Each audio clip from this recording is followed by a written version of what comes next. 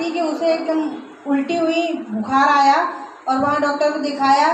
तुरंत ही एक दिन में ही उसे है ना अपोलो में रेफ़र कर दिया गया कि यहाँ नहीं सुधरेगी। तो वहाँ गई, 2-3 दिन तो मुझे पता ही नहीं चला। उसके बाद मेरे पास फ़ोन आया, पता चला कि लड़की वेंटिलेटर पर है, 11 साल की मात्र।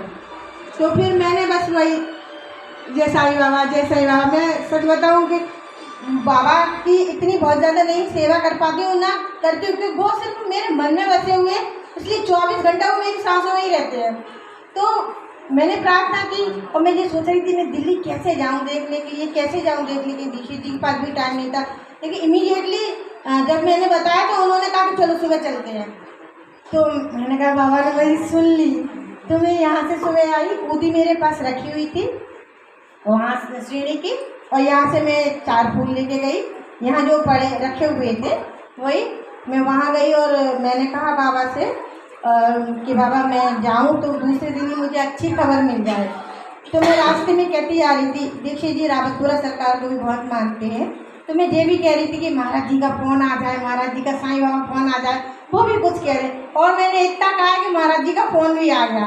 उनने भी कह दिया कि चिंता मत करो, बच जाएगी बेटी, कुछ नहीं होगा। और जय साईं, ओम साईं, उसके अलावा कुछ निकल ही नहीं रहा था मुझसे।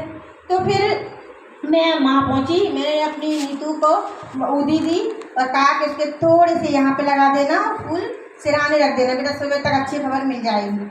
और विश्वास नहीं मानेंगे आप, मैं सुबह मेरे अमित का मतलब भतीजे का फ़ोन आया 10-11 बजे के करीब कि बुआ एक बात। हमने कहा क्या? कि वेंटिलेटर से वो हट गई सिया। अब तो मेरी खुशी का तो ठिकाना ही नहीं रहा। तो ओम साई राम, ओम बाबा की जय, बाबा की जो मन में आया, मतलब साईं साईं साईं बाबा के बारे में गुणगान करती रही। तो मैंने बाबा से बात की, मतलब बात क्या की, मतलब एक तो क्या है कि अपन सोचने लगते हैं तो ईश्वर से संपर्क बन ही जाता है। तो मुझे मेरे मन में अपने आप आया कि अभी रुको, अभी तुम पहले देख लो बेटी अच्छी तरह से पहुंच जाए उनके घर में, सुरक्षित हो जाए, अच्छे से खाने पीने लगे, जब आपको जो भी कुछ करना है जैसा भी वो कर देना। तो बस मैं यही इंतजार कर रही हूँ, लड़की घर पहुंच जाएगी बिटिया भाई नातिन। सो जो भी बनेगा कुछ वहाँ से पैसे मैं लगा के और मैं अपने यहाँ पे वो जो भी जैसी श्रद्धा है अनुसार मुझे मैं करूँगी।